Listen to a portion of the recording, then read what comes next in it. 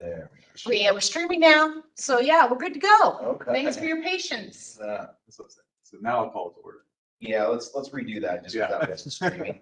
We'll do it twice. Okay, well, I will call the Vision 43 Working Group Meeting 3 to order of October 29th, 2024.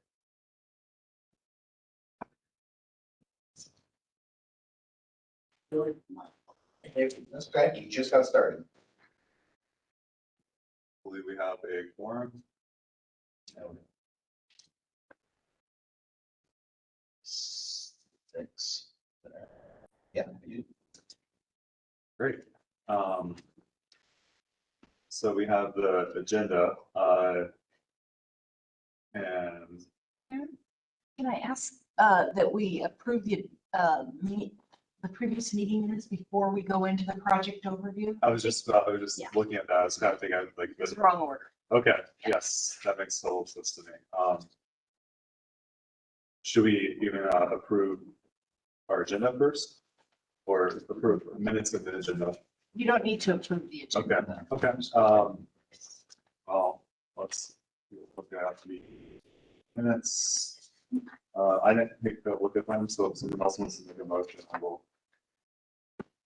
I'll go to approve them. I appreciate you guys have taken, or, so it's taken out. But you guys have taken excellent notes, so I really appreciate, one member stated this and you've done a really good job. I appreciate that. So I also like that anonymity. About not, Who said what? yeah, not attaching the remarks to an individual. Yeah. Mhm. Yeah. Yeah. That way, if we miss the motion, That's right. That's right. All in favor of approving the minutes? Hi. How about people online? Thumbs up from Shatrine and thumbs up from Bo and I think maybe Greg Close just got on. I don't know if he's thumbs up or not. Okay. Yeah. That's not. I'm gonna abstain because I trust it. Did you write them? No. Oh. Definitely not me. That's our lovely city staff. Okay, thank you.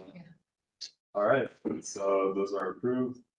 And let's go into the overview and project status updates. all right.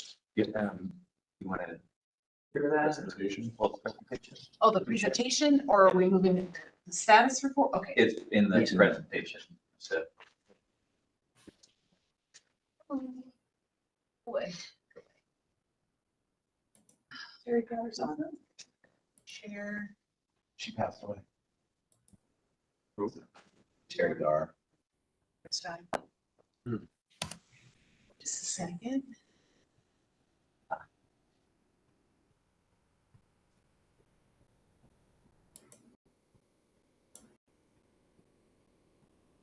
If I say anything wrong today, just ask for grace. Of course. We just I'm so sleep deprived. It says the 29th on here, but it still feels like the 16th for me. We had our baby Oh, congratulations. Yeah. Excellent.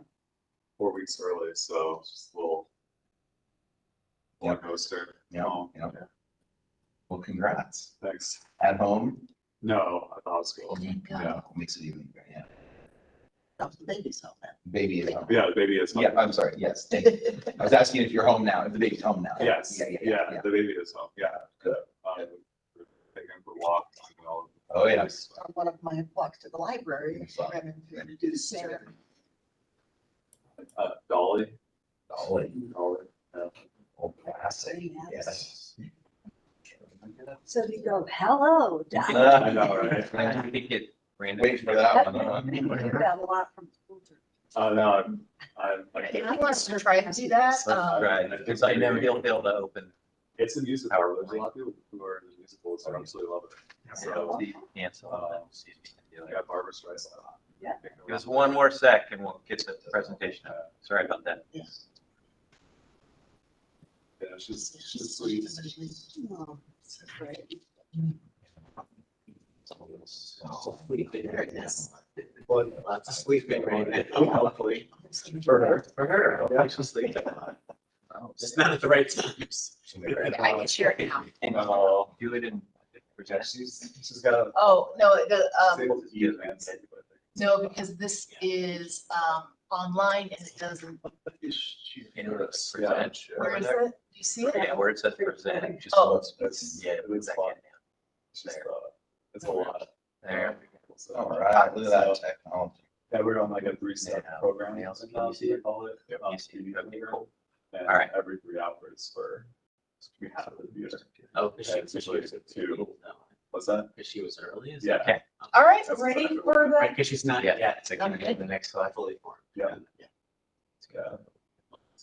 Just like use the easier side. Yeah. Well, Yeah, almost. almost, like her eyes are still. see, the thing is I'm not on the right, Yeah. And, yeah. Like the finishing touches. Yes. I think you should let Brandon. It's not fire, Yeah. how just 4 weeks can be that different. Brandon, why don't you share? 1/10 of the situation. Yeah, yeah, that's a good point. She's so great. It's the opposite. This-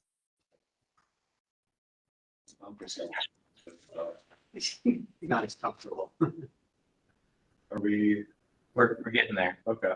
We switched share now. Panelists to share. Should be looking at my screen, although it's showing.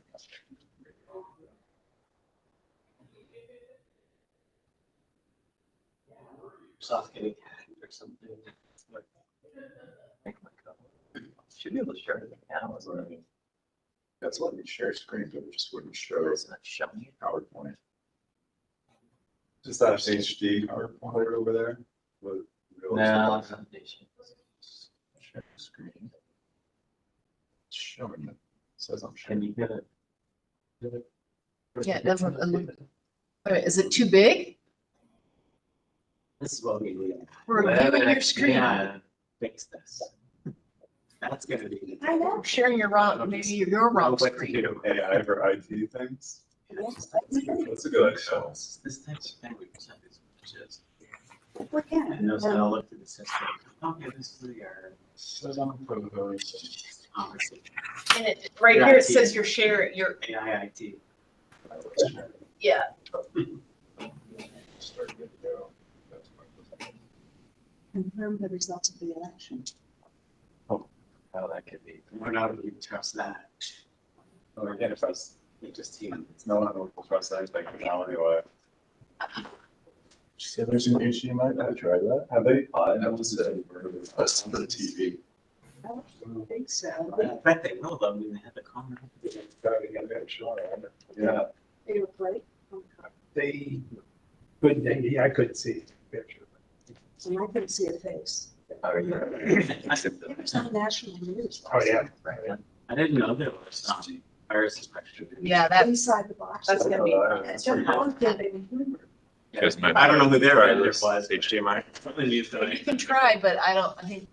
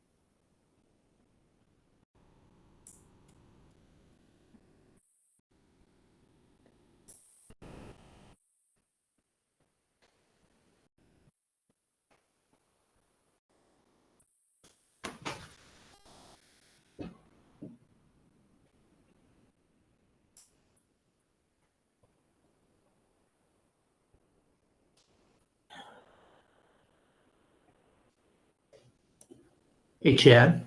Oh, hey, Mike. Can you grab it for you? Yeah, I'm in a webinar, but I'm having.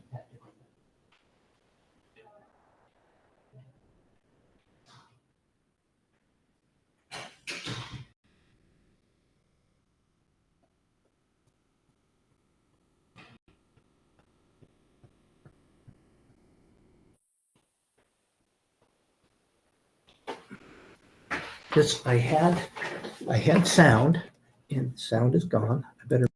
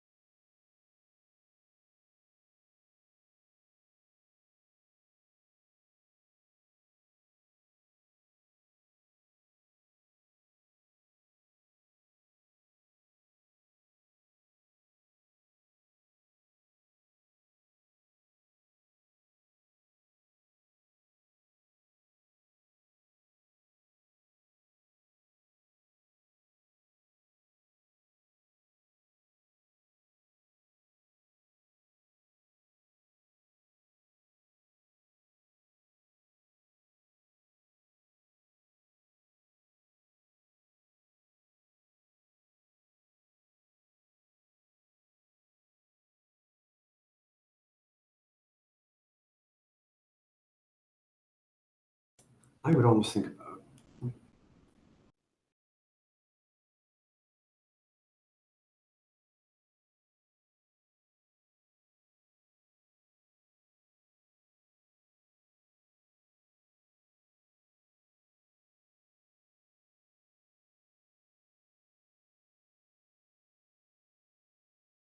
Why is this not sharing?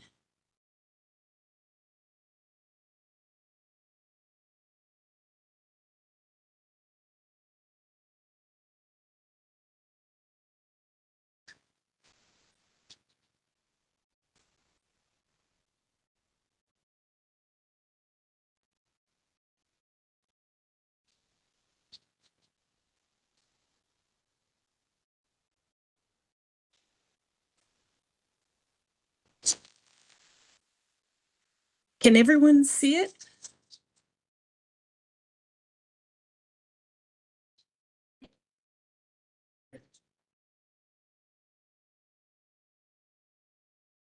Oh, God, okay.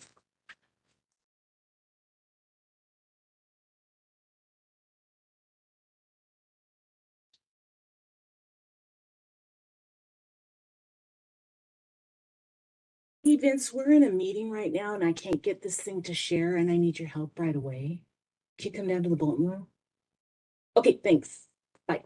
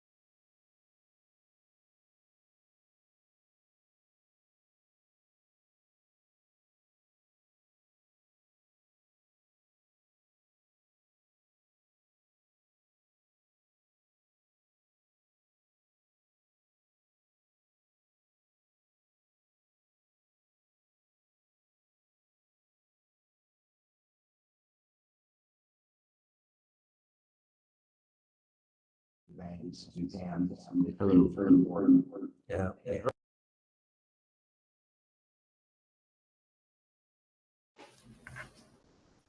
I lost the audio again, Chad.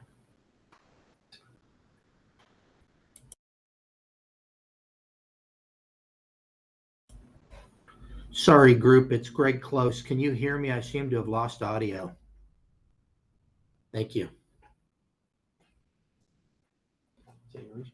Yeah.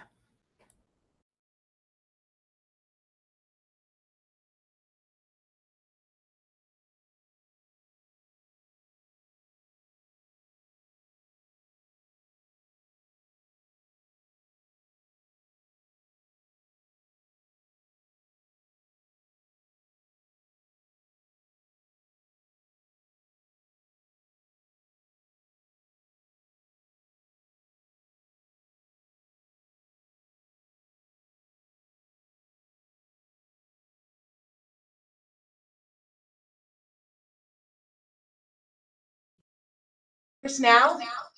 Oh, You guys can hear us now? Oh, there we go. Vincent said he's period. So we haven't done anything yet, you guys, because we've been having some technical issues on our side. Apologies. Can you see it now? See it on mine. Yeah, probably Okay, all right, let's go. We're good. All right, onward we go. We do need to advance. Oh, that was it. How, Keyboard doesn't work. Arrow or something. Can you do it for Bottom left. Brandon? Bottom left. I know it's a zero. Oh, there we go. Hey, All right. Go to the next. All right, so we now have 20 fewer minutes than we had. okay. You want to cover the first part of it, Chris, and I'll cover the second part?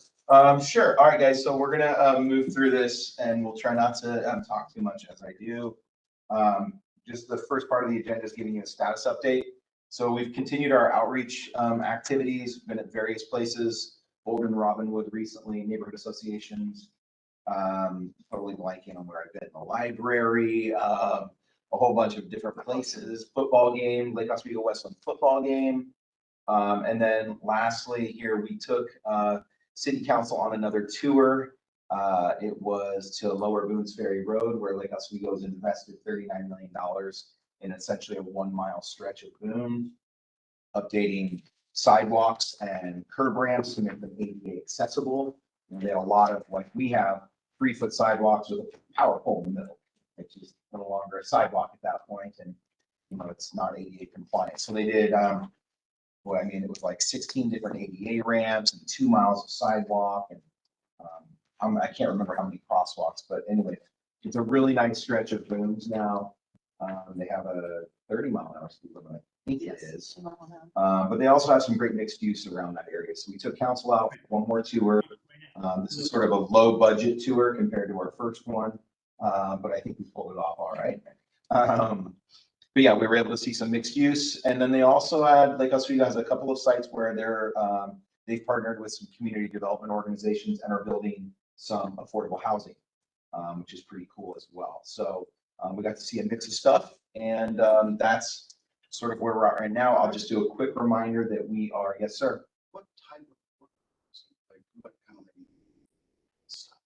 I couldn't tell you. They just sold a lot. Oh, okay. One of them is gonna be apartments. Okay. Correct. With restricted rents, and then down the road from that is a Habitat for Humanity that will be homes that will be sold. First one, they partnered with Hacienda, a community development organization, and it was a 1.1 acre property that they were using for staging of construction equipment for the Boones Ferry construction. They purchased it and leveled it and gravelled it. So now that the project is over, they actually were able to sell it to Hacienda and get their money back with a little bit on top. So works for everyone. The city made a little money, and now some really cool Metro's housing. up there as Metro, well. yes, Councilor Lewis is here, also, by the way, online. But Metro was a partner in that. So we were able to see some different things that they're doing in Lake Oswego, and as opportunities open up when you go through these kind of processes and plans. And then, so just a quick reminder, most of our public engagement ends at the end of 2024-ish. There will be some open house type events in 2025, but I won't be out doing a lot more events. We'll still be doing the website and surveys, but the on the ground stuff kind of starts to fade a little bit, and MIG, our partner here at MIG, take over, start doing some other stuff like writing code, all that good stuff. So Go for it. All right.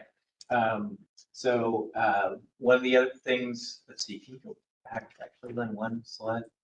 So just in terms of a couple of other updates on the status, and we'll talk about each of these things in more detail in the rest of the presentation, but revised the project vision and goals based on the conversations that we all had at the last working group meeting.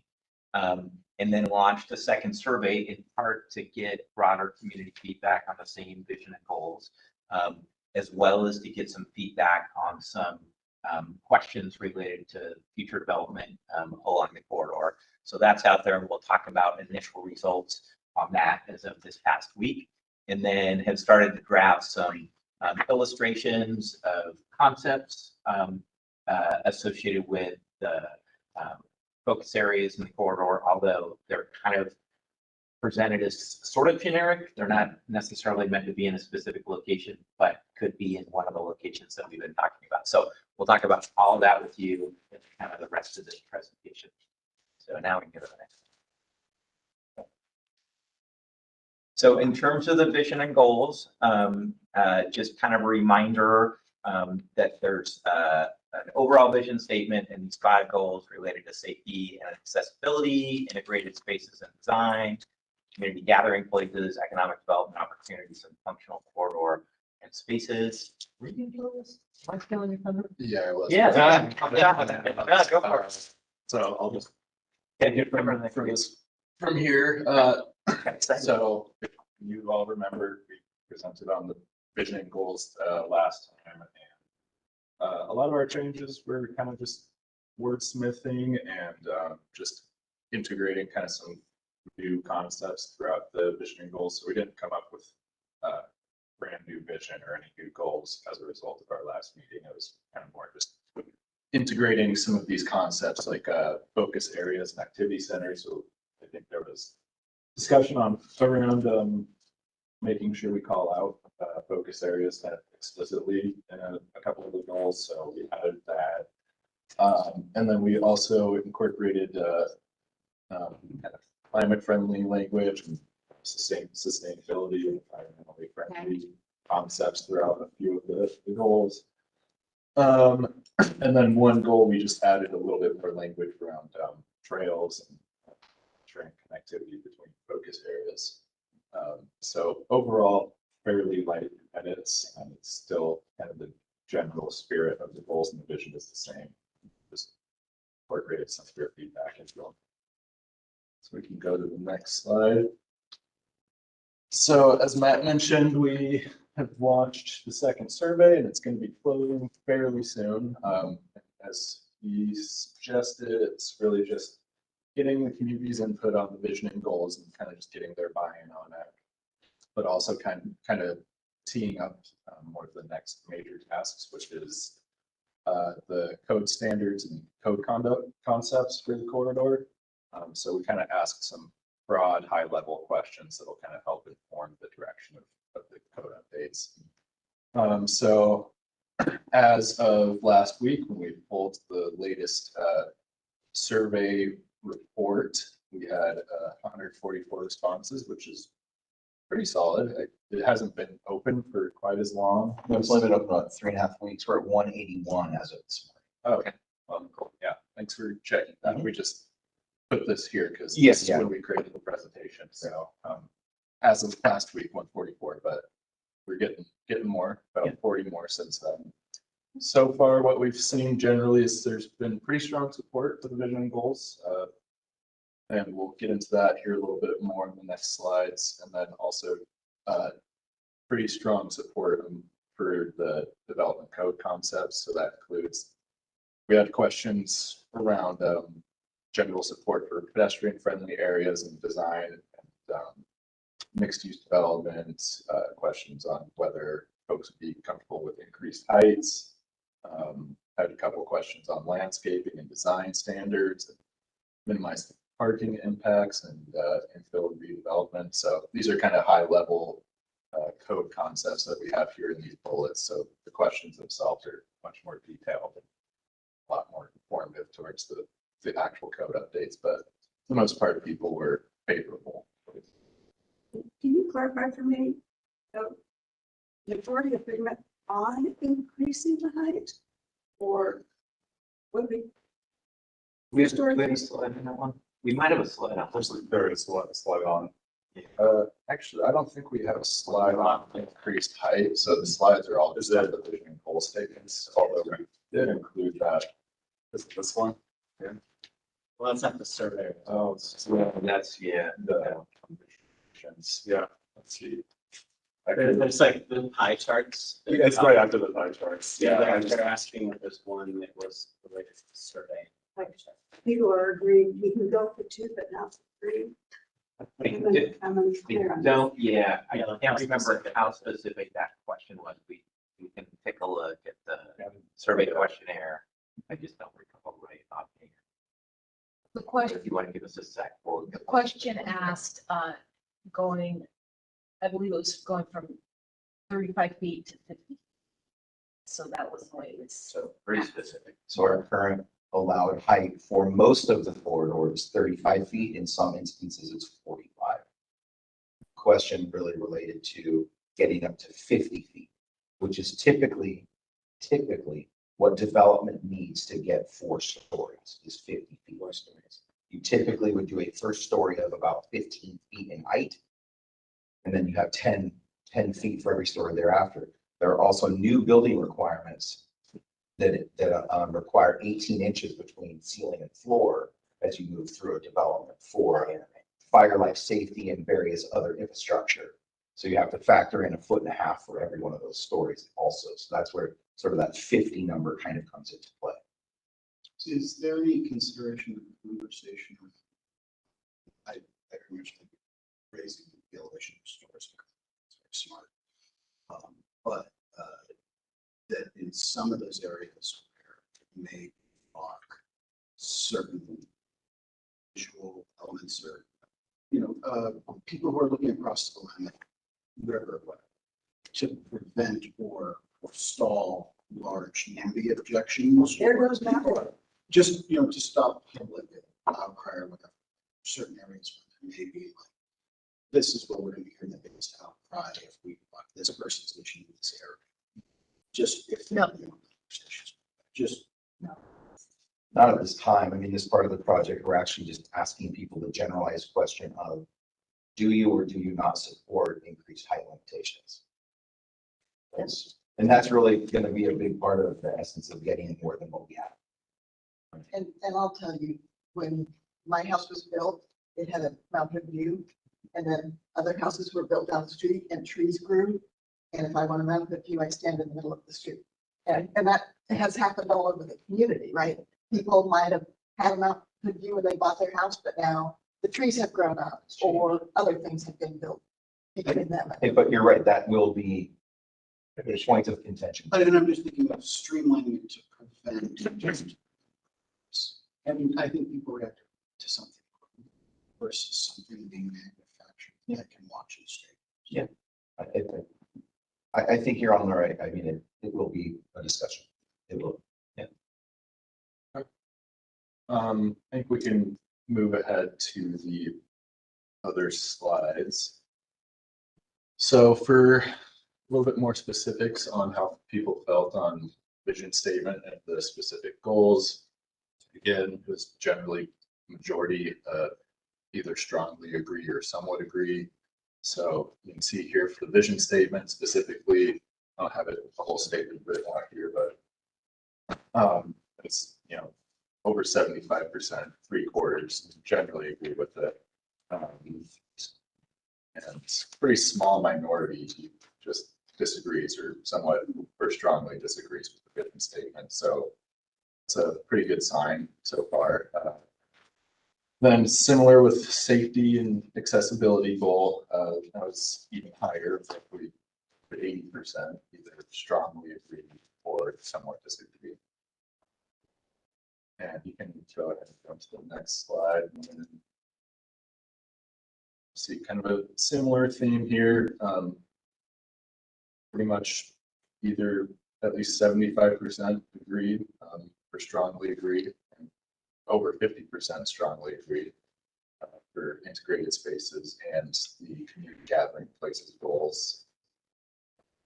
sorry, the numbers are kind of small, but you can just tell by the color coding there. Can you clarify the difference between integrated spaces and community gather? What is an integrated space? Maybe just tell them that.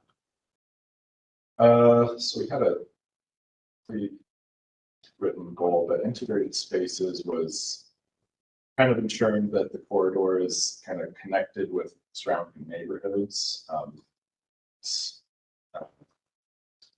That includes all this other language around ensuring a cohesive character and beautification. That's probably integrated neighborhood. Integrating these potential future mixed areas, these focus areas with the surrounding neighborhood. Okay, thanks. Yeah. And then community gathering places more. Do you want to see more community gathering places? Are you there? Can you hear us? Yeah. Okay, yeah, all right, Quick question. I'm here. okay. Thanks. Somebody have a I question? can't hear you. Who says that? Oh. All right, Oh. call me back. Maybe he's on a phone. Yeah, he's calling, yeah. You did. Commissioner, you had a question? Oh, thank you. Yeah. So this is actually a conversation I was having with a business last night about, so the people who say that they disagree or strongly disagree, is there an ability for them to say specifically? Yeah, there was a comment box, yes. How many of the working group have taken the survey? Not the second one. First one. Okay. How about online? How many people have taken the survey? Just a thumbs up? Okay, yeah. All right, good. All right. So if you had to do it, because it. I know, it's good right now. But there is a comment box, so there's a question, there's first, do you agree, disagree, if not, you know, why, or what else you want to say about this? So we are not today like presenting the dozens of comments that we got about why people disagree, but when the survey closes and we write up a summary of the results, we can kind of provide in general where people disagree with something, here's why. I will note, as Brandon's been showing you on the pie charts, that the percentage is pretty low, like of people who said they, so far on most of these questions, the total percentage of disagree or strongly disagree is in the like 10 to 12%. So it is a small percent, but we want to understand, you know, why people do disagree.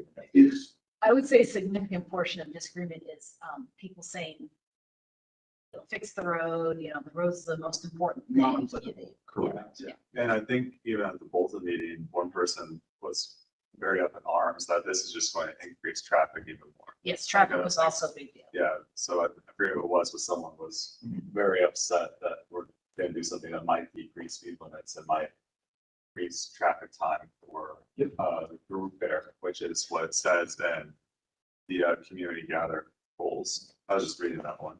Yeah. Just, the last follow-up, is there any chance of, and this is kind of more of a larger psychological, of increasing the time period for the survey for about a week or so, just, and this is most of the people I know.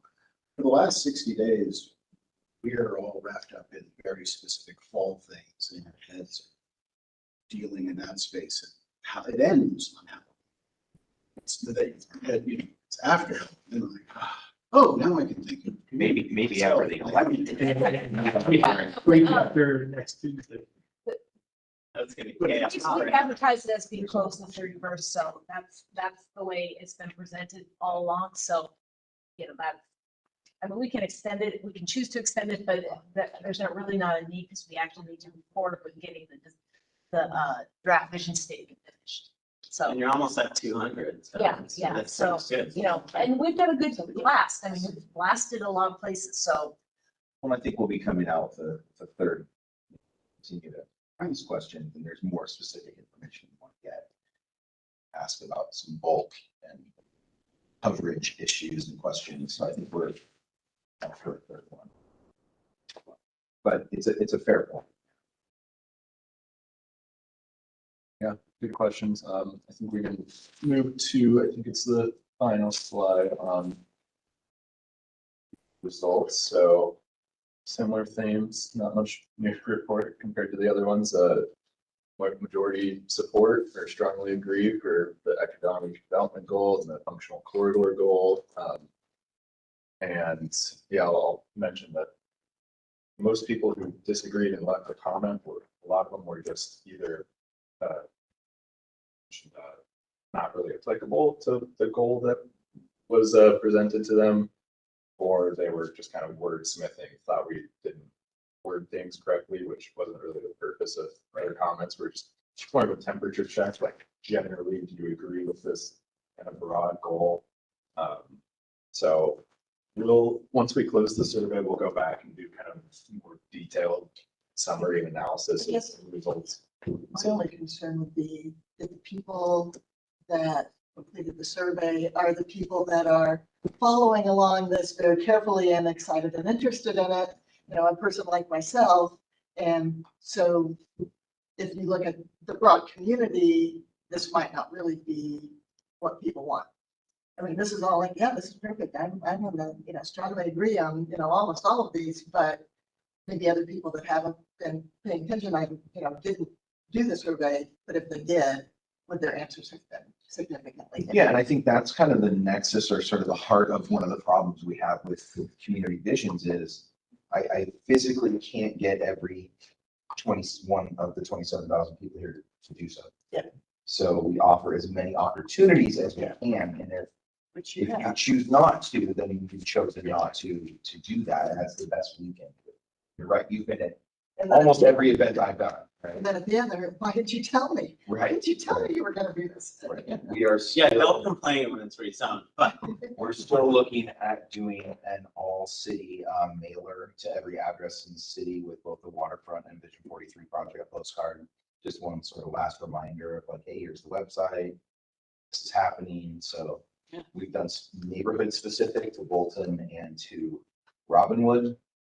And that's about total is about 3,100 addresses in those two neighborhoods. But our city manager said, yeah, get me the bid and let's see what that looks like. But he likes the idea. And so I think that's still in the making here in a bit as we start to wind down. But yeah, that's the challenge. So I can't We make do a meeting or two about discussion with school students. Yeah, I'm trying to reach back out to the high school instructor and see what we can get. I'm going to the Youth Advisory Council at their November meeting, and I'll take them a similar presentation and get their feedback on some renderings and thoughts and vision and goal, kind of regurgitating some of what we're doing today. Thank you. And get them up to speed. Of course, absolutely. That's So a wonderful investment. Yeah, I wanted to do more with them, but they time out in June. They stop and then they go away for 3 months. And it takes them a month, it's different groups, so. Time to get up to Yeah, speed. it's some graduating, anyway, sorry. So we want to kind of move on to the next agenda item, look at the renderings, which we want to spend a lot of time talking on, so. Yeah. Why don't That's a fair point, yes, thank you. So yeah, this is an interim summary. So once the survey's closed, we'll provide a more detailed one. Yeah, and sorry, I just want to say, Mary, I think your question's really kind of spot on, and I kind of missed that maybe we should have included sort of where are people at on the height question as one of our visuals. So I think we can report back out to you with that, to the group with that, so you guys can see it. It's pretty something that's pretty easy to do. So I think it's a really good question, and I think the group should have a chance to sort of think and sit on that, you know what I mean? All right.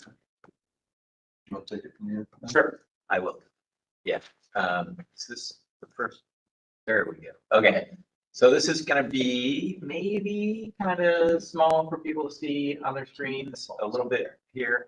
Not too bad for us, although the tiny writing's a little hard to see. So I'm going to kind of walk us through these. We've got several slides here that show kind of what some of the type of development we've been describing could look like in this area.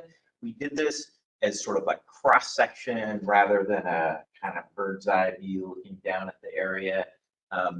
In part to try to keep it a little more generic and not focused on exactly one location or another. So this was sort of the approach we took, was to show some cross sections, and you're going to see several slides. And in each case, we've got, don't go there yet. Not quite ready. Sorry. I'll tell you when we get to the next one. So I'm going to talk about it a little bit and then I'll talk about each slide, go through them. So we've got existing conditions as sort of typical existing conditions in the area. And then we've got one scenario which assumes not increasing building height, for example. We've got another scenario that shows potential increase in height. And I'll show that in more detail in the subsequent slides. So I'm just trying to give you an initial quick sense of what we've got here. So, and what we're showing is kind of a combination of mixed use on both sides of the highway. We're also showing in kind of the center where you see Highway 43, we're showing you the proposed design of Highway 43 from the previous planning project that the city went through. So that's sort of what the highway, it's not what the highway looks like now, at least in terms of those bottom two, but it's what it could look like in the future based on the proposed design of the highway. It's actually an approved and adopted design. Approved, So yeah. City Council in 2016 adopted the plan to make the highway look more like that. Street trees, signage, sidewalks, bike lanes, crosswalks. So that is an approved thing already. We just don't have any money to do it. Just to be clear on that, it's not proposed, it is done. And then the other thing that you'll see on each of these slides is sort of the red dash vertical lines are what happens inside the roadway. And then the blue dash vertical lines on the edges are just showing you sort of the extent of where we're talking about change. We're not talking about changes everywhere in West Lynn. It's within this highway corridor. It's generally on either side of the roadway. And what we're also trying to sort of show is that there is topography here, right? That the area is sort of stepping down as you're heading towards the river. And so we're showing that in these cross sections or these drawings. And we're also showing how the height of the buildings could step down as well. So you'll kind of see that in each of these. So Before we go to the next one. yes, yeah, questions on this one? About the topography, are you suggesting or the possibility of digging out or building up? No, that's existing topography. Because at the top, the existing, it's a huge slant, and then you can see where like it drops off below that. So Oh, I see what you're saying. Yeah. So what's the change there? Is that down or up? So it's sort of, yeah, it's not changing sort of the overall topography, but it is, or the change in elevation, but it is sort of changing where the elevation takes place, where the change in elevation takes place. So. So potential for developer to Yeah. dig out. To dig the out, highway cut into into the the flow. highway. And yeah, exactly. To the back. Yeah. Okay. Yeah. So that's a really good That's a question. nice pickup. So Yeah. here's this. That's where the Yeah. elevation changes. And now Now it's- we're kind of showing some potential regrading on this site. So there's the same overall elevation change, but you do some grading to get more building in there essentially. Yeah, to kind of work with that a little bit better, change where it slopes. Partly so that if you kind of see where the tree and the tables are there exactly, that creates that opportunity where you don't have that opportunity right now on that particular site. The topography just drops and there's no real ability to like get that kind of wider sidewalk area with tables and chairs and stuff in front of a business and street trees. So that's what that's showing. Yeah. And so, does the rezone require that change in grading? It's just saying you can do it. So right now, a couple things. Right now, all these areas that we've been looking at as the focused areas, they all have commercial zoning. They don't have mixed use zoning. So they basically allow commercial development, but they don't allow a mix of commercial and residential. And that's the other thing that we're showing in these illustrations is a mix. So it says mixed use infill on either side of the highway down kind of below the buildings. So and you'll see this in the next couple slides a little more clearly. That assumes some kind of like commercial development on the first floor and residential above, or it could be mixed use in that there's some uses along the highway that are commercial and housing behind. Either way, that's not really allowed in that way now. And so the change in zoning, one, would allow that mix of uses. Two, there's other things that the change in zoning or development standards could allow for in terms of kind of more use of the site, larger portions of the site, covered with development, potentially taller buildings. Again, we'll see some more of this on the next couple slides. This one just gives you kind of the broad strokes, but we'll see some more of that there. Yeah, so there would need to be some changes in the city's zoning and development standards to allow for what you're seeing. Yeah, I was asking about the grading too. So that it becomes consistent, that's all. Yeah, it just depends on where you measure the height. So I don't think the zoning would preclude this right now. No, but you wouldn't want to require it because the investment to do that is quite significant. And now you're going to limit what's going to be developed. Consistency in a site is one thing, but consistency throughout is, you're going to get a lot of people walking away from development. The cost would be a lot more. So that grading is a suggestion, not a requirement. It's just a way to achieve that form of development on that site, and particularly to achieve what we're showing along the edge of the street there. Do any of our attendees online have any comments or questions? Oh, yeah, go ahead, Greg. Greg here. Love to get an understanding of the approximate dimension between the the vertical blue dashed lines on the left side and the initial vertical red dashed lines where we show the edge of the highway. I know this is approximate. Will the study, the key question is, will the ultimate zoning recommendations take into account changes by parcel for particular environmental conditions, including geotech? And I know that's sort of a micro question when you're talking about zoning, but in the case of a property that we're responsible for south of Hidden Springs that looks a lot like the top existing condition here, we have great challenges on that site with underground springs.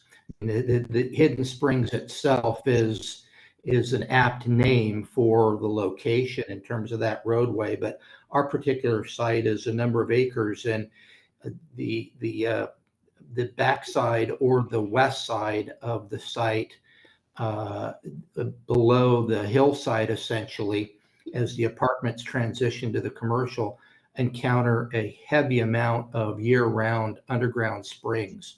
And in fact, our site has if you reviewed a top view of a plan or survey of our site, you would see a very large public and no build public easement sort of diagonal through the middle of the site that gave rise years ago to a rather large underground storm cistern, holding cistern. So there's for our particular site, in any case, and I know this is probably too granular for the study, but it'd be difficult to build, say, underground parking without heavy mitigation of the water issues. That's a really good point. Thank you, Greg. Yeah, just a comment. Yeah, that's a great point. I don't know the answer to that question sort of offhand. It's not something we've talked about. Most of what we've been thinking about, at least so far, when we've talked about development and design standards, has to do with kind of the location of buildings on the property, the height of development, the mix of uses that could be allowed, and things of that nature. And we haven't sort of dug in, potentially architectural design standards for the buildings, but we haven't really dug into sort of environmental requirements or regulations associated with specific sites. But a really good question, and obviously a condition that impacts, development in some of these areas like that one you're talking about. Yeah. So. Just because you guys are here, and this is a question I want. What is the source of the artisanal springs? Where's the source of that water coming? Is that? Well, it's the top of the hill, but I think Greg had a follow-up question. No, that's not the source of the artisanal. That's what they're making. I do not know. Do we have any other questions from people online? Or any follow-ups? Greg, you didn't have a follow-up? Okay, all right. It's worth finding out, but I don't think, let's Chris knows. I do not know. No, I don't know. All right, let's go to the next one, which just kind of provides a little more detail. So this is just kind of adding a bunch of notes and illustrations and examples of what we're kind of describing here. So it shows, you know, essentially the same buildings that we showed you before, the same kind of design of the future street right away. But it's just kind of adding a little bit of information about either existing conditions on the top. You know, for instance, somebody asked about sort of the topography in that area. In particular, there's this rock wall. It's sort of showing the condition of the sidewalks, showing the sort of nature of the parking lots in the areas. That's kind of all along the top. And then on those next two scenarios, the photos and the callouts are pretty similar between the two of them. So it's showing just opportunities to do some different things. So it's kind of showing rooftop solar or green roofs on the tops of those buildings. I mentioned it earlier, but it's showing this kind of amenity zone between the back of the sidewalk that's within the right of way and the building, where you've got tables and chairs and patios and landscaping and things like that. Again, it's showing the adopted plan for the streetscape, which is essentially a much sort of better and wider pedestrian facility than what you have now. It's showing that these buildings in both cases are mixed-use residential with some ground floor retail. And it's also kind of it gives you the sense of how again, the height of the buildings is dropping down with the topography there. And you'll see it on the one below as well. And then it's just showing that, you know, the assumption is that there is this vegetated buffer, and that exists in a lot of places, or could be something included on the kind of between these areas and the adjacent areas where we're not proposing or anticipating necessarily change. And then on the bottom one, sort of the only sort of, I don't know if there's any additional notes, but you're really just kind of seeing the taller buildings, but pretty much the same notes as you see in the middle illustration. So again, just kind of trying to illustrate some of the amenities and features that you don't see through just that cross-sectional view. And I think the last time we talked to y'all, we had other photos of kind of similar things. We had also some photos of sort of areas where you enter a site that's got some topography and you've got people stepping up into a gathering space. So we've got those other photos from the previous meeting that show some of the stuff in a little more detail as well. And remember, these are not requirements. These are just call outs of possible options that someone could have or do in a development. These are things that we're seeing that are popular elsewhere that right now either you couldn't do or wouldn't do. Well, they're just highlighting potential changes. Although the sidewalks and improved crosswalks are things that we should do. The other thing I didn't note, but it's sort of the far right note on the middle and bottom ones, is that parking in these cases is located on the rear or sometimes to the side.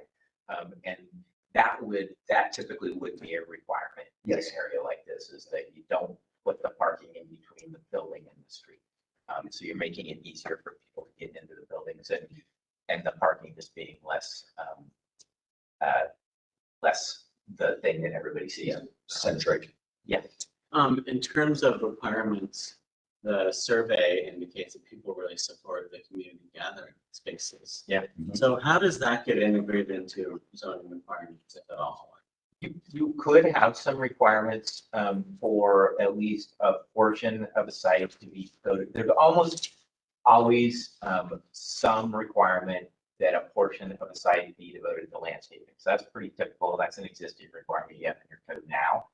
Some codes will also require some community or publicly accessible open space within a site, and that it be a percentage of the site, and that where you have it, you incorporate certain amenities, benches, lighting, lawn areas, etc. So I've seen and worked on a number of codes where they incorporate incorporate some requirements for sort of a minimum percentage of that kind of space, and or they allow for it in terms of if you don't want to have your building, the whole building up to the sort of up towards the street, that the portion that's not up towards the street is used for some kind of gathering space. Right. So there's some different ways that you could include requirements for that in your code.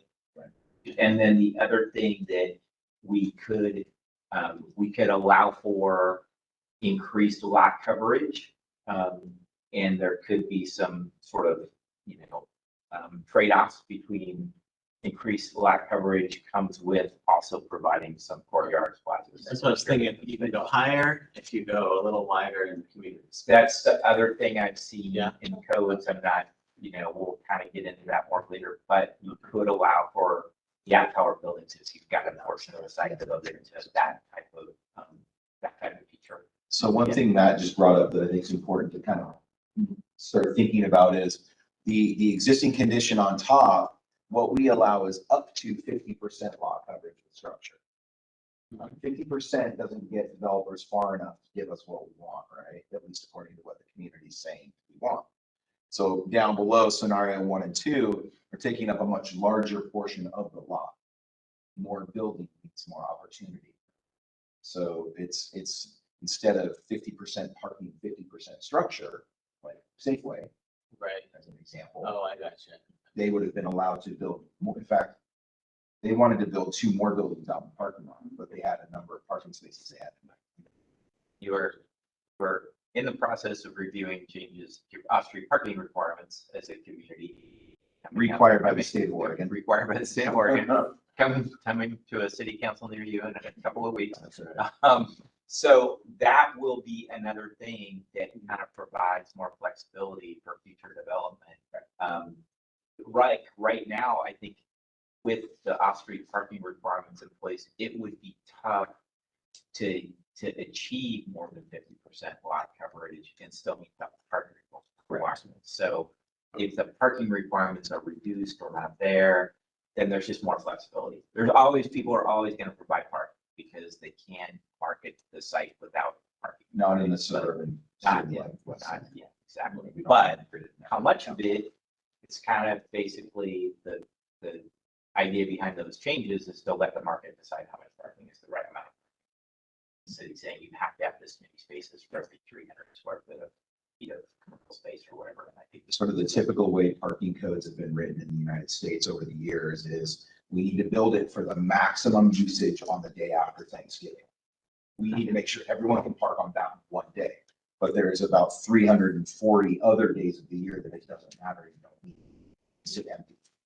So if we build to the 1 or 2 days, the day before Christmas, the day after Thanksgiving, that's really how we've kind of maximized our parking for the most part. So it's just a new way of thinking. So when you're talking about whole commercial area, like market of choice, Mhm. then is it based on all of the existing commercial businesses that dictates the number of parking? Because there's a Correct. huge number of vacant parking spots. It seems like a ginormous. Yeah, there are minimums and maximums. And then they have to hit a minimum number based on the use of that commercial business. Grocery stores, bowling alleys, movie theaters, dentist's office, they all have a different number that they have to hit for minimum allowed spaces on that property. A grocery store in particular needs a lot. Yeah. And so the building structure itself can only be so big, but our code only allows up to 50% anyway. So even if they could get away with less parking, they still can't build the building any bigger. What are they gonna do? What do you do with the extra space? Now that there's no minimum parking requirement. So there's this fine line between what's right, what's gonna fit. Every time a commercial business changes, we have to reevaluate the next business that comes in. And do they need to add spaces? Do they have enough spaces? That's why, not to get off track, but Greg, one of Greg's, Greg works for the family that owns the car wash, that new car wash down there, right? Or not the family, they own the property. And one of the challenges on that lot, not only is that it basically can only be used as a car wash in that space, but other businesses were going to have to add parking spaces. If you wanted to put a restaurant there, there was no way they were going to meet the number of spaces they need to meet. It really hemmed in what can go there. It's not a drive-through, no park business. And so that's some of the parking challenge. Also, and I sent you an email just before this meeting, I apologize for the post that came, but, for example, Hidden Springs, that shopping complex, is often infrequently used as a loosely a ride share. Mhm. People are leaving cars there, bus or to, mostly also, any transportation doing is walking up Hidden Springs sucks. But taking some of these existing ride lots and making specific designated areas for ride shares and encouraging the lower car usage and et cetera. And maybe trying to make it look, kind of designated area and kind of functionality as opposed to non-use. So Designated ride share, the designated ride share is Across the street. Yeah. Presbyterian. Yeah. and clearly every. Yeah, right. Yeah, yeah. Yeah. When you see the people that hop off the bus and race across the street, no matter what the light says, people do use that. Yeah. But I'm like, for some of the There are. others. Yeah. So anyway, some of this is just looking at the bulk of the building as well. And to Pat's point, where parking is located. In some of these cases, you can't see it, and we'll have to do some further visuals maybe at some point in time, but sorry, continue, Matt. All right, so I think we'll go to the next slide. And so this slide is sort of focusing a little bit on those height issues that we talked about earlier here. So this is just showing the, yeah, did we miss? Yeah. Jumped. No. I think there was just the one. They're just a scenario? Yeah, there's not. Oh, you're right. There's right. one. The scenario one. There's a one. There's a The one. one in this- Yeah. All right. I think we just might have jumped in.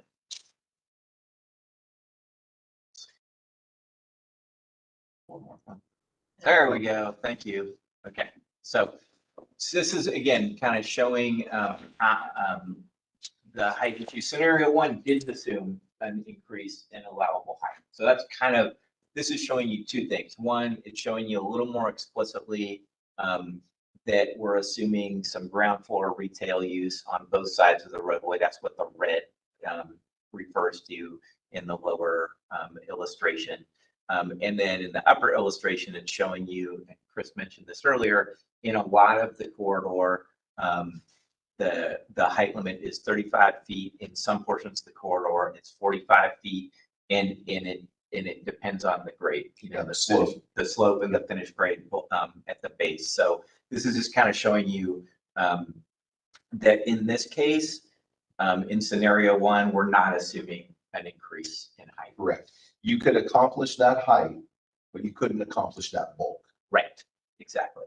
But the other thing is, as we pointed out, is these buildings come up to the highway quite a bit more than what we allow now. So it's bringing that development up to the corridor. Yep. Right. Yeah. So you could accomplish that height now. Yeah. So you would need some changes to your code to allow, as Chris said, the bulk and the just amount of development on the site and the location of it relative to where the street is. Right. But you could achieve this height now.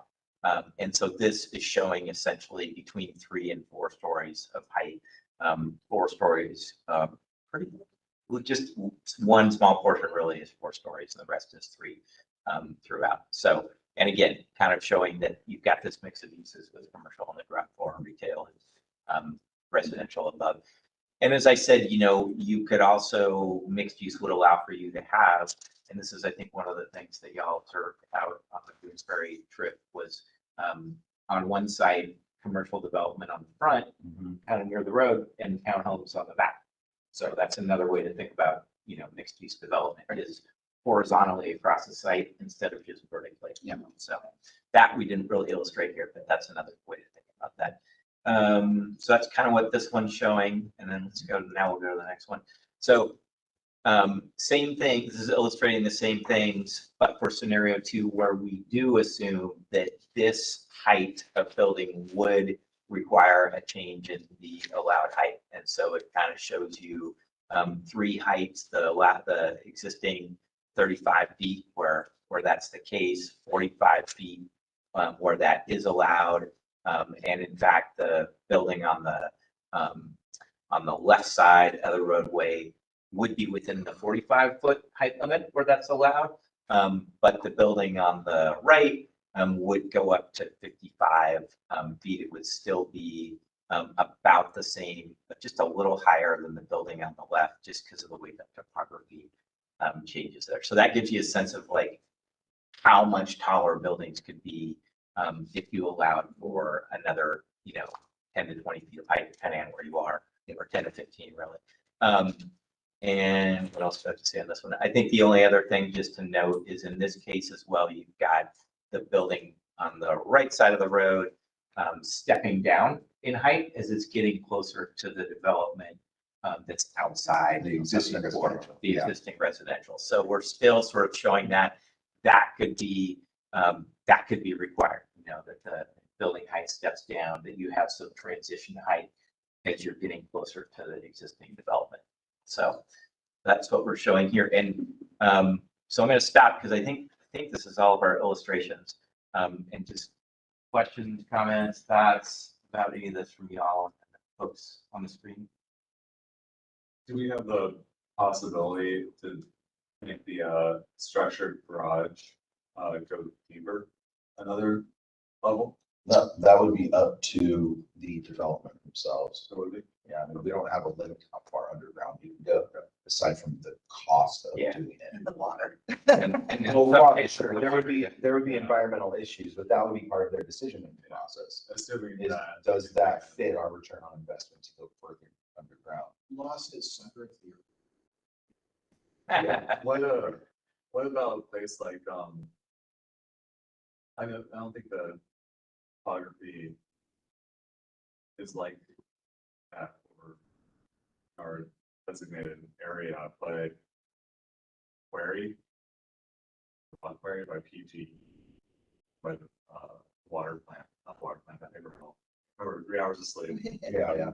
I don't think there's any topography like that in our area. Because I'm thinking like how the zoning works if it's a bluff, right? Like, it just goes off. So could you? So it's gonna be based on where the footprint of the structure is. Okay. And we measure based on slope. There's backside and front side, or slope side and slope side. So that's how you measure. In fact, Evan, who built these, he measured 35 feet from grade. It's actually in our code, it's called 35 feet from average street grade. Okay. So that's 35 feet to the top. So the underground portion doesn't count to the height of the building because it's ground. Then on the front side, if you actually measure that blue dotted line in the middle, that is 45 feet because of the slope of the ground. So that's the maximum height is from. This is 45. This is 35. I see. It's the same building, but grade drops here. So the measurement from here to here is 45 feet. So again, it's about where on the site and the slope, and that's how we determine height and on any project. And this doesn't show it just because of the way the site's topography is. But you've got some places where the land's sloping down on the right side of the highway, right? And in those cases, what you might be able to do is fit some underground or tuck under parking on the back side of the site. Yeah, without having to dig, or without having to dig as much. Not a street. Yeah. Exactly. You can still get potentially 2 or 3 stories above that. Right. Again, depending on where the height's measured. That's kind of what I was thinking, like if there's a spot where you can kind of go in the other way. Yeah. So that would allow you to get some tuck under or underground parking. What we want to do is not design it for developers, but we want to leave them, again, sort of open up the opportunities and options they have to put development in that will work for both them and us, right? I'm not going to tell them what direction we should go in the parking lot. That's not my job, and it's not your job. They'll figure that out. Yeah. They've got that. There's design standards for that. They can figure that out. But we need to sort of open up the allowed uses and so we can get to something that the community would want. So, Yeah, and the other thing just about that is where you do have that situation with sort of topography dropping down on the right side of the road, you could potentially allow a little additional height, but it wouldn't be as visible from above the road, or from the road itself because of the way the park is driving. So And I want to throw out a quick reminder that, remember, we're talking about 4 focus areas. We're not talking about every property in the corridor. We have 4 focus areas where this would be applicable, not everywhere. Can you remind us what four areas of? Yeah, goods, and David and his organizational talents. very nice. Thank you, sir. So we really have that sort of Walmart, 7-Eleven area with the church, and Greg's property is also included where the new car wash is located. Then we have the church just to the south of Mary S. Young, that site. It's just a discussion point more than anything, because a lot of places are allowing affordable housing on religious institutional properties now. There are you talking about West Lutheran Church, yeah. the Lutheran thing, so I always get the Presbyterian Lutheran. The Lutheran Church. Yeah.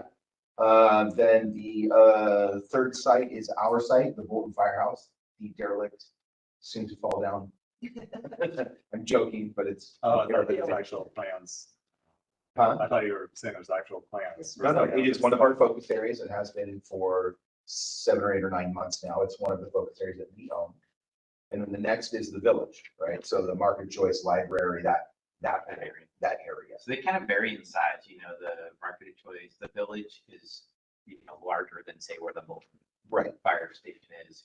Although that focus area does encompass the areas to the south across the road and a little bit of area, but Yeah, across the it's kind of border. that whole intersection, That whole really. intersection. It's Molly, Molly's on, her real estate business is on one corner, the firehouse is on another, Russell Williams from the EDC, his insurance company building is across the street. And then there's some open space on the 4th corner that's city open space, which I think fits nicely with community spaces, right? It's kind of an overgrown, and when I was at Bolton, Street? when we went to the NA, they're talking about cutting some of the blackberries down. Yeah. Right?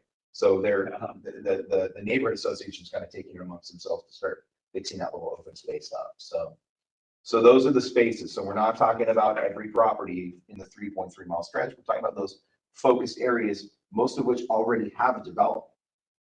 And we're just talking about changing what's available, probably lot coverage, height, where the design, where the buildings have to go. So it creates opportunity. What's that? Oh, it's in your connectivity. Correct. That's right. So just keep that in mind. We're talking about places that are, generally speaking, already developed.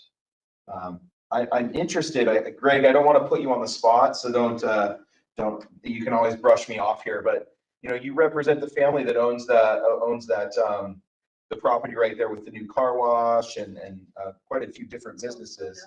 What's that? Yeah, the Salty Rhino, not that Carol goes there ever.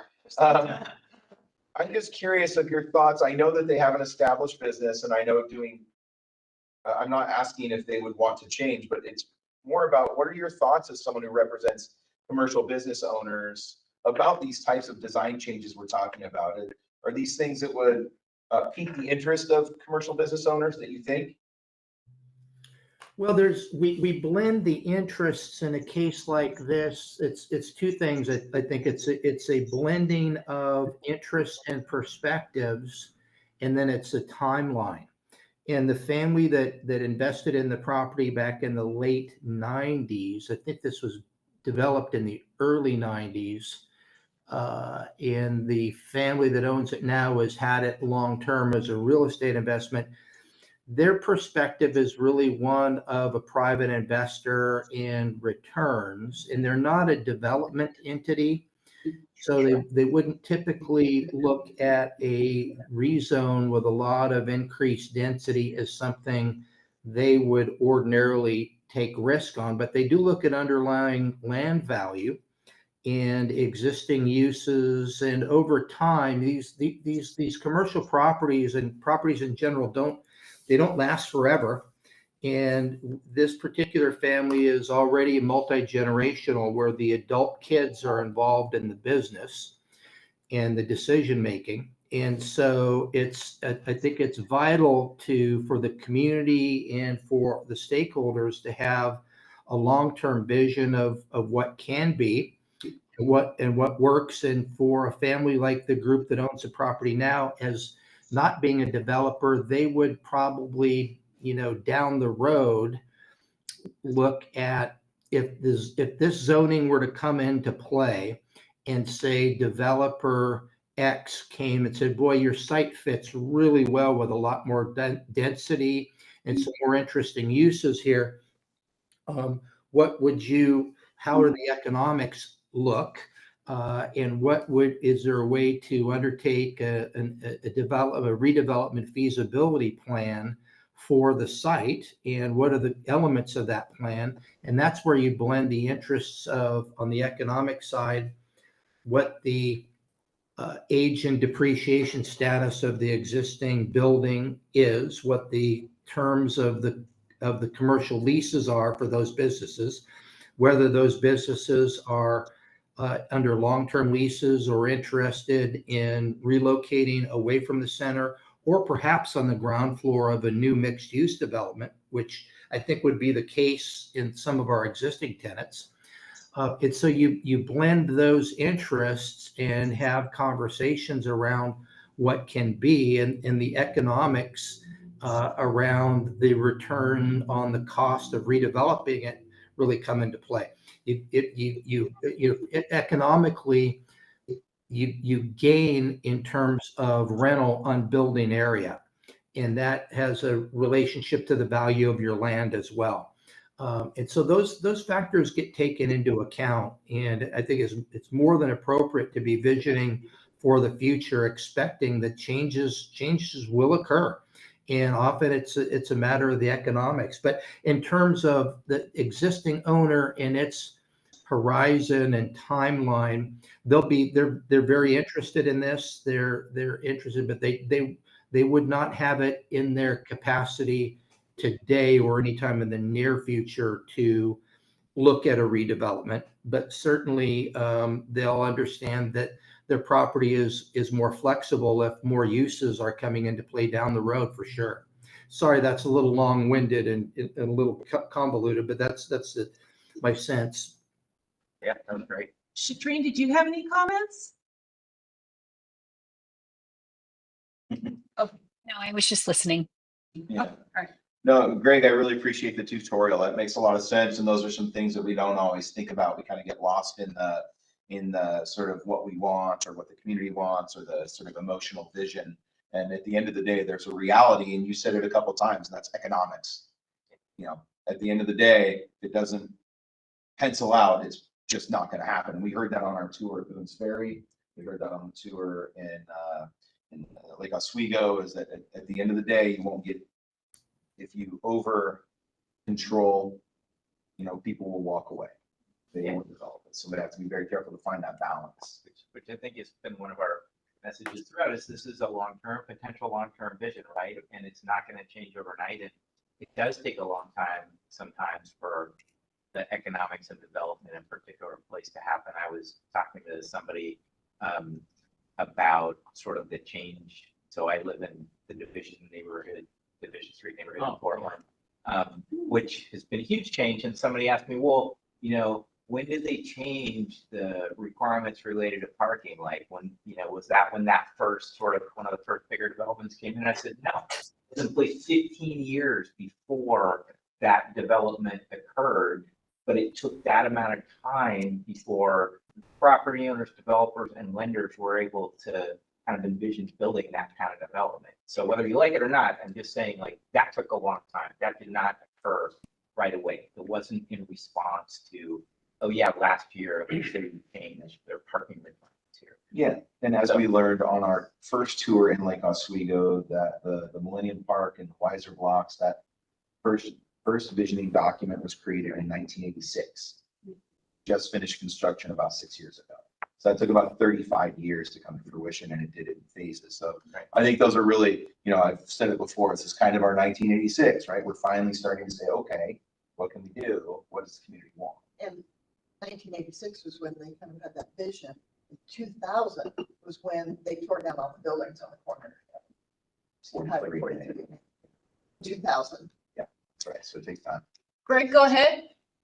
I like the aspect of the study where you've got council members and other stakeholders looking at other developments as examples in the Boone's Ferry, Lake Oswego, near Cruise Way is, a perfect example of an evolutionary multi-decade trend from single-story commercial heavy parking in front, the original mercantile village complexes that span a number of acres near that interchange. And from the standpoint of overall real estate value and community interest, you look at what we have today, and it's dramatically different. And that evolution doesn't occur without really strong planning.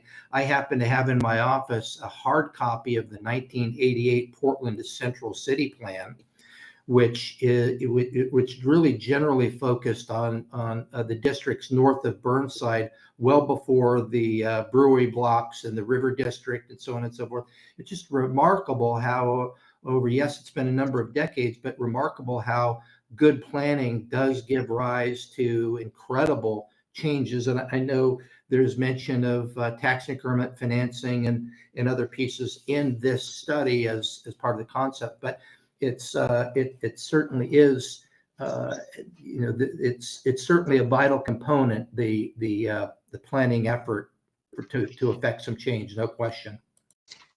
Right? Yeah, and thank you again, Greg, and for everyone's, so we did visit the Mercado development, which is the corner of Cruise Way and Boone's Ferry Road. That was our first stop on our Boone's tour. And yeah, it's a big development. I mean, you get out and it's pretty good size, it's no joke. But I think the important part there is we don't have to mimic that size. We don't even have to mimic that design, but it's about thinking through what we want.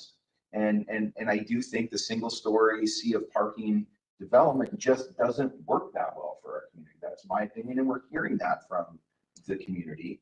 The other thing about it is, oh shoot, I lost train of thought. How big it is. Oh, they've integrated really well, making housing a big part of it. But even with housing, some of those businesses have not worked in that space. And that's okay. It's not going to be perfect. It's going to take time to find the right tenants for the right spaces. I think they've turned to several of those newer restaurants out of that development. And I think, there might be a little COVID hangover and the way that, things have changed, but it doesn't mean it's going to be perfect. So I just kind of wanted to check in with y'all. Are these graphics helpful? Do you have any thoughts or comments? Is there anything, kind of missing or that we're not showing that would be helpful to show? I wanted to ask Molly if she had any comments. She's there. And then don't forget my question will come back. Yes. So I do want to ask. Okay.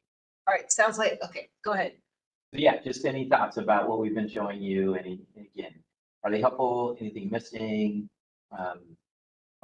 Just any comments on the stuff that you have voiced over. Okay, my comment on the zoning, I appreciate what Greg is talking about. I really think it's important to balance what developers want, but also with what the community wants. I don't want the community to give away oh, well, they won't develop unless there's no community space and they can build as much building as they want. That would be a shame if we did that. Sure. So I hope that we can integrate that into our requirements so the community feels like, because otherwise the community doesn't get anything out of it. They've just gotten more concrete. Yeah, and clearly trying to support the survey for that as well. Right. Yeah. That's right. How do we decide about height limits? How does that equation work? I mean, are you surveying developers to figure out what's going to inspire them and how do you do that? Yeah, that's a good question. I mean, we do have a sense of just, how that impacts the market feasibility of certain types of development. So there's that. There's also the question of whether or not, so one strategy, and it's actually something the city in some cases is required to do for state law, is allow height bonuses for certain types of development. So could either just change the height allowed period or incorporate height bonuses. There is some recent state law that for certain eligible affordable housing developments, you have to allow for a height bonus. But that's not across the board. So that would be one way to look at it. We don't really have a, like, I would say a market analysis built into this per se, to answer that question about, and those things do also change over time to some degree. You get above a certain height and it's actually can be more expensive to go higher because of what you have to do on the ground floor. But when you're looking at this, would be sort of described as kind of mid-rise development. And that is not quite the same increase in cost per square footage as when you get above like 6 stories. So I don't have a great answer. I mean, there's been enough work done around the region that we could at least say, you know, here's what's more or less feasible. So what we allow now is essentially 3 stories. It's 35 feet. We'll basically get you 3 stories of development. And what we're looking at is trying to move that up to allow a 4th story. It's essentially where that's. Now, and Matt alluded to it, but when you go above 5 stories, fire and life safety and building codes require a whole different type of development, structurally speaking. And my understanding of the developers I've spoken to is no one's building 5 or 6 stories because your return on investment drops a lot. You got to go 8. And we're not talking about that. So we have sort of a line that we know we won't broach. We're not, that's the 50-foot. That, and so, you know, you're getting in that 50, Yeah. you can, that's right. That's kind of where that number comes. Industries are putting story. Yeah, exactly, I think. Maybe apartments. Yeah. Yeah. So the current Really big. 3-story height The 35 feet. of 35 feet has not inspired development just because it doesn't allow as much bulk of the Well, that's building. part of it. Certainly that's part of it. Also, Or in the mixed use zoning, like those 2 factors. we don't really have a mixed. We use don't zone have right it, now. that's what I'm trying to say. Because we Right. haven't had it, those 35-foot heights haven't really inspired much to happen. That's You're part not, of it. it's pretty rare that you're gonna get a 3 or 4 story pure commercial development Correct. in an area like this. Yeah, okay. And then I think another piece to that is most of the development in our focus areas, as Greg just mentioned, these are early 90s development. When in a suburban town, at that time, we had about 12,000 people in West Lynn. Yeah. That's not enough people to be doing, you know, a lot of apartments above retail. It just didn't happen. So the Walmarts come in and build single store. Well, it wasn't Walmart at the time. Zupan's gonna, they build a single story. It used to be Zupan. Yeah, a long time ago. If you can believe it. Or the site that, or the site that Greg represents. I will say one I thing live by about sort of the kind of figuring out that height question. So even though we don't have a market analyst on this project, we are working on another project, which is the city's housing production strategies project, and there is some synergy between that sort of aimed at increasing opportunities to build or create housing. And we do have a market analyst on that project. He also helped with the city's housing capacity analysis. And we could get him to at least give us his opinion about this because we know him on that team. Yep. And so, and again, it might not be like a full-on market analysis, but we can get him to talk about, you know, the relative market feasibility of going from allowing 3 to 4 stories. That would be great. So I think that's something we could do without, you know, really like having to add another person who's working for the city now, and we can ask him to use a couple of his hours on that. Don't tell the folks at DLCD I said that. That's up my. Right. We did somebody else come to ask the They same hear question. I'm on it. But yeah. So my big concern is walkability. of the Yes. thing. And if we're focusing on these 4 zones and we have beautiful broad sidewalks that then turn into crap, how does that connect those 4 zones unless we're very intentional about doing broad sidewalks the length of the corridor? So Mary, I have something that kind of connects with that. Okay. I walked from my house to the library to drop off my ballot, and I walked on Highway 43 the whole way. And as I'm walking on the pathway in front of Mary S. Young, I'm thinking, would we really want to change that path to the whole, you know, like sidewalk bike path, since we already have this nice pathway that's separated from the road. And so it's like, you know, when we look at this, and then how do you integrate that to then a connected, you know, concrete Well, sidewalk? that's the gem of Highway Yeah. 43 is that particular section. I guess I'd say a couple things. A really good question. I think in these focus areas, the goal is even outside of those red vertical lines to have some additional sidewalk area for seating and things like that. But within the red area, that assumes, based on, again, the adopted plan for the highway, it does assume pretty decent sidewalks throughout the length of the corridor. That project has not been implemented because it's a state highway and because it's very expensive to build out that design of the highway throughout. But there is that plan for essentially better connectivity throughout the corridor. And that's why, to some degree, we have been focused more on what happens on either side of the roadway in these specific areas. So that doesn't get you there, but there is the plan and proposal in place for that. So that's one thing I'd say. The other thing I'd say is, the other thing that we've talked about and talked to people about is just like other ways to connect from neighborhoods into these areas. So either along a parallel route or pathways within a development. So I think that's the other thing that we're thinking about. And you have a transportation system plan that identifies a lot of those types of connections already. So it's partly a matter of implementing the plans you've got in place and have where the things haven't been built yet. So I don't know. Well, so the original title of this project before we actually got going, just as we were getting some money gathered up, was the Highway 43 Land Use and Neighborhood Connectivity Project. And so one of our goals, and we have a transportation analysis that MIG actually, I think Kittleson will be performing in the early part of 2025, is to find those pedestrian and cycling connections that are off highway, but are following the highway, sort of parallel, mostly parallel, you know, a few jogs here and there, right?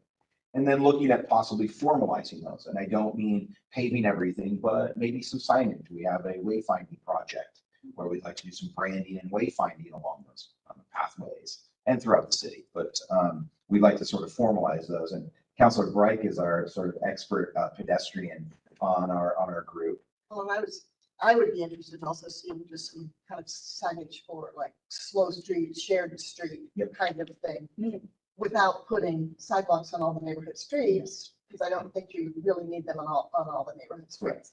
But just that shared street mentality so that people in cars slow down with it and pay more attention to that stuff. Yes. So Shatrine had a comment. Let's go Shatrine. Well, thank you. I love where this is going. This is great. I just actually, one of the places I lived in Texas for a little bit, and one of the places that came to mind, I don't know if you've all ever heard of the Woodlands, Texas, and they have done an amazing job incorporating their trails, keeping their trees, everything like that. I think it'd be very interesting for us to take a look at that on how they, I like the thought, I think it was you, Carol, sorry, I can't quite see in there, but that mentioned utilizing the Mary S. Young trail and then feeding it back in and connecting all those ways, like keeping that organicness and the loveliness that we like in this area. But then to also tag on that. So that was one thought. And again, I'll try and find it, the Woodlands, and see if I can find their plan. But then I was wondering, as we think about having this amazing accessibility, we have these little areas that we're looking at. Is there a possibility of working with ODOT and show them, as we build this out, and really say, we know they want the multimodal, we're building the buses, different things like that. Can we bring in a possibility of infrastructure for EV charging and help them get excited and build on that as we go and add this in there? So I'm thinking kind of a couple different layers of EV charging encourages folks to stay a little bit at our restaurants and, shops and different stuff like that. So it's not just a drive through. So that's kind of where that part comes from. But then I'm also thinking there's some grants out there that might interest them to help fund a little bit more. So sorry, random thoughts. No, I appreciate the thoughts, and I say that. What's Well, I that? was gonna say, Christine, if you're looking for it, it's woodlandstx.com. Woodlands TX. So our Public Works and Engineering Department are looking at doing an analysis of our EV charging. We're woefully behind the times. We have just a few. And so they are looking at what our plan would be, what the process will look like, and grants to do so. Also, we'll have a technical advisory group that'll start here in November, I think it is. November 18th, I think, is our first meeting. And ODOT is a part of that. And we will certainly have some discussion points regarding the highway and those types of things with them as we go through it. So yeah, those are good comments, Katrina. I appreciate that. I think there are also some code requirements that are being proposed as part of the parking requirements Yeah. coming out that relate to EV charging as well. So, allowing for or requiring a certain number of spaces to be devoted to EV charging, and I can't remember the details of it. Right? Requires the infrastructure to be in place, not necessarily That's the- charge or that's right. charging stations, but they have to provide the infrastructure. So that it could be put in place. Yeah, thank you. Also, there was an element of to codify kind of the elements that I'm hearing. And it was something that was brought to our attention when we first moved to Oregon, was we have these artisanal sources of water. In many places, they are endpoint destinations for people, rarely, or they're a draw. Using them in something similar to the bubblers in downtown Portland as free water stations along this walking station, as encouraging people to walk, encouraging people to bike, jog, and having a free water supply that is something that seems noted and added as a tourist destination, because most people in Portland and the greater Willamette Westland only exists as the place that the only reason you've gone to it is because your kids had a soccer baseball game. Otherwise, the majority of people who live in Portland never stepped foot in Westland or many of the other surrounding areas. So give people reasons to come here and think this is exciting. Get little hooks. Yeah. And the water's free. So to integrate that feedback into this diagram, I would think that seeing some of the trails, and then you already pointed out the solar panels earlier, so I think maybe having something related to whatever in the garage is a possibility as well. So you have the solar panels, and you can just look at the station thing down there. But I think the trails are one thing that are not truly represented. Because these questions though are specific to what we would allow in development structures. Well, definitely. Right.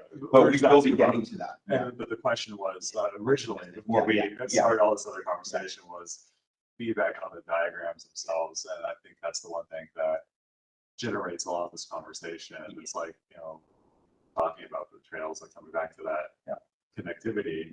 And I just think that for sure. Maybe some kind of representation somehow would. Yeah, I think these would need to be supplemented with some additional graphics that show pedestrian crossings or show pedestrian connections within or between these different areas. Which is extremely hard. You can't really see it. Yeah. You're not going to see it on this diagram. That's why I think we need to produce some other. We can't do everything on one diagram. But yeah, it's okay. Is there anywhere within these nodes that we can allow for light industrial? I mean, I think that's been one of the discussion points is sort of maker spaces or some sort of Correct. something different. Yeah. Still in the consideration. Yeah, of course, we've been talking about that. And I think that was one of the types of things we asked about. We did. In the We did ask that survey as well. Survey, so we talked about a survey of it being up to like space being up to 10,000 square feet or, but that maker spaces and those kind of light industrial spaces, they would need some market analysis because can it, we may think it's great, we would love you to come and make some makers or, do some things here, but it doesn't make sense for that kind of business to be located on Highway 43. Yeah, but agreed, but also we're not trying to build it. We're just trying to open up the box of what's allowed. So if it's allowed by code, and someone wants to do it, they'll do their market analysis on it, right? It's Yes. more about what we want to allow within our community. So, Yeah, so I think again, that is gonna be one of our next steps is drafting that mixed use zone or some kind of overlay zone and identifying what uses would be allowed and thinking about those types of uses as being in that list. And it's, it's definitely something we've talked about. And that's why we asked about it, in the survey as well. So, really good question. Sometimes it's hidden. See it. Well, often, Actually, people do want to see it. Like, they want to go check out the space and what are they, I mean, think about factory tours. And like, People there's so love that many stuff. beautiful murals and stuff, as well as downtown. and Well, it actually could be quite a good tourism thing because Yeah. people come in, sit at like some sort of place to eat and watch people like blow glass or, construct things, that are lighting up, glass blowing. I thought we were talking like a Harley. Oh. People Yeah, don't want to watch their Keystone plane. parties together. I'm talking more to steal David's word of the day, artisanal type. kind of somewhat smaller Leather, scale, leather. yeah. Crafts. But it can also be frankly, brew pubs. But it could be. That's right. Mixing beer in a brew pub. So a lot of times you're gonna have like a retail space that's Brewers would running, be awesome. that's running the production space. Yeah, that's right. If I could see a big distillery, Yeah. a whiskey distillery. You're good with that? There you go. And I think the. Stop, charge my cost. Yeah. Yes. Yeah. So, yeah. Have a flight. I mean, that's very possible and that would be beneficial to tourists. No, really slow down. I mean, I think at the same. My question to you also, light industrial can also be a lab that nobody ever sees and, Yeah. that, so we're not just talking fun places, we're talking, when light industrial is actually working spaces that people need to produce money in, so. It's just, Labs are fun. Yeah.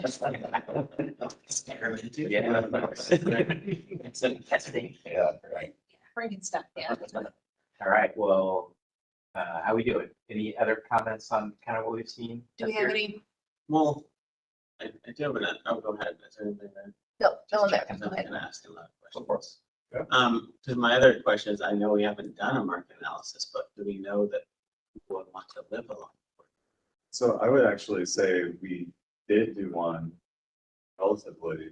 With, Oh, with that survey? not just the survey, with Johnson principal. Oh, the Johnson Economics. Yeah, I would say that that information that was just spitting and thriving with different details. And things. That did, sort of identify the demand for some of the types of housing we're showing kind of across the city or within the city. It didn't look specifically at this area, but again, those are the. That was same West ones as a I whole, and yeah, and we could hone that in specifically on this project and things that you pointed out within that.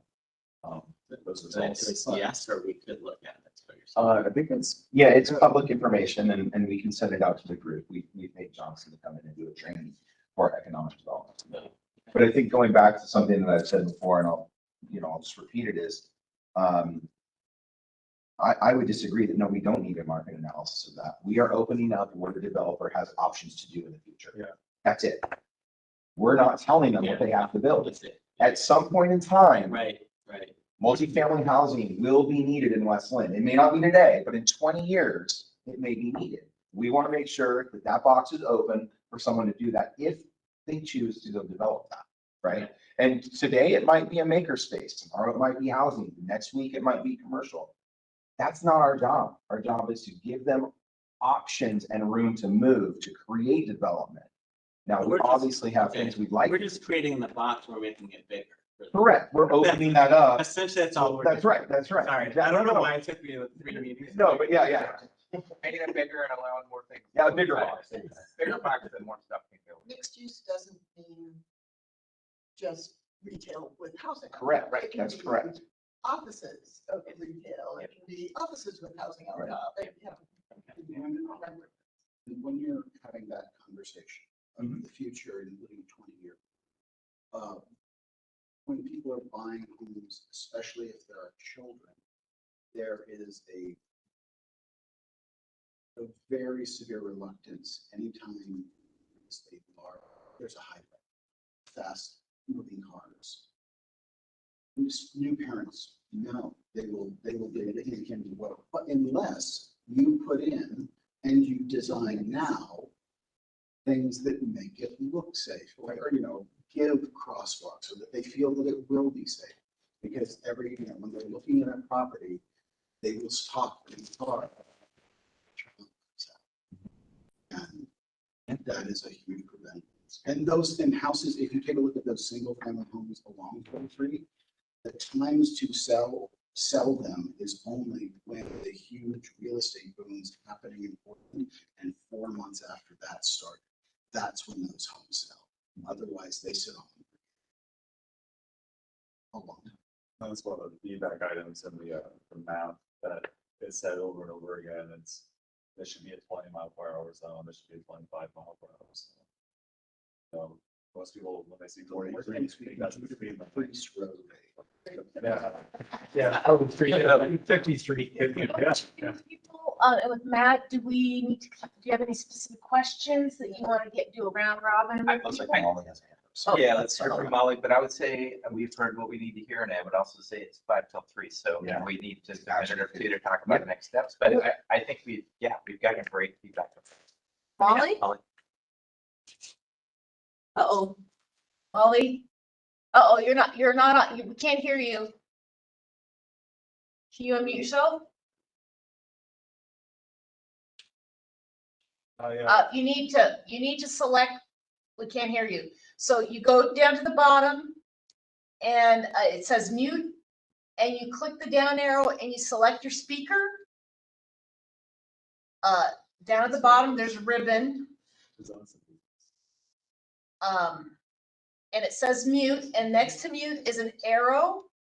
You click the arrow and you need to select your microphone.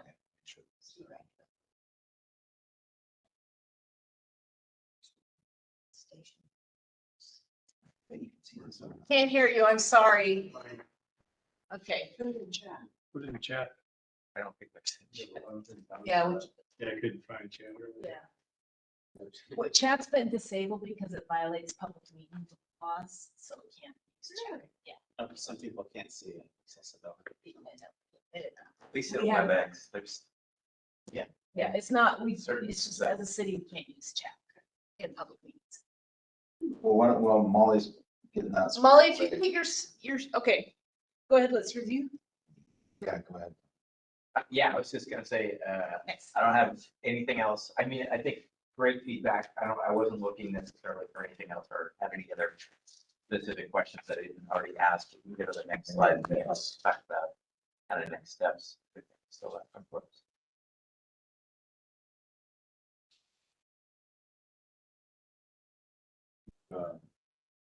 January, February meetings. Yes, I think right now we're, There, oh, we'll just go back. There we go. Okay, we're probably looking at.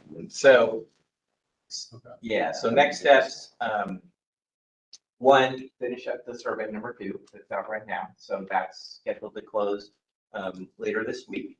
And then we'll summarize that again, give you a sense of what people said on all the different questions, where people did express opposition or disagreement to something. We can kind of flag what some of the reasons were. Update and I think add to these visualizations, particularly in terms of just showing some of the things that are hard to see in that cross-section view, some of the things we talked about in terms of connectivity.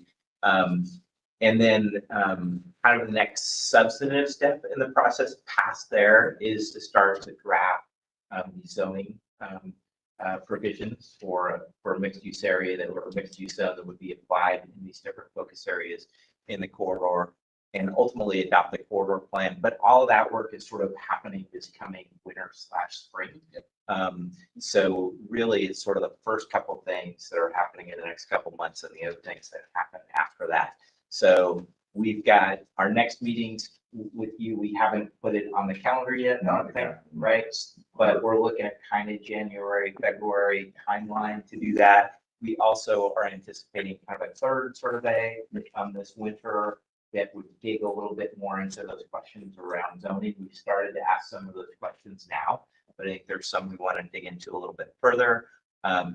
So kind of next meeting with you is going to be to, hey, here's what we've heard, a little bit more on survey 2, as well as probably survey 3, more information about the corridor visualizations, and probably kind of the framework for the zoning district. So we can start to have some more discussion about that and just kind of build on the discussion we had today. And then last meeting is really, we're going to be reviewing draft of the corridor plan, as well as a more complete draft of the zoning stuff. So again, Yeah, that's great. The only thing I'd add to that is we'll have a separate firm. We'll be doing a tax increment financing study of our folks area or of the corridor to look at possible urban renewal type district that helps you generate tax revenue later, but that's coming up in the spring as well, in February. So kind of looking at ways to fund future development. Yeah. Well, I'd just like to say thank you. I appreciate everyone's time. Please reach out with questions. I really appreciate the comments. We've gotten through a lot of the messy stuff and it starts to get a little bit more finite as we move in. So now is when the rubber's going to start hitting the road and it starts getting a little bit more real, which is pretty cool. So, and I can take a break from engagement activities, catch up on everything else. So. enjoy some family time. Yeah. Oh, there's that. I forgot about that. Yeah, right. Who? Oh, I'm married with kids. What? No, thank you guys very much. Very much. Everybody online. Thank you guys. Thank you. Thanks, everyone. Yeah, thank you.